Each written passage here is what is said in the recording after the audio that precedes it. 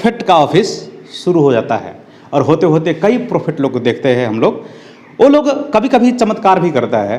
चमत्कार इसीलिए नहीं करता है कि चमत्कार करने का सामर्थ्य है, और इसीलिए वो उतना भाषण नहीं देता है, इसीलिए उतना जजमेंट न्याय नहीं करता है कि उसके पास बहुत पावर है।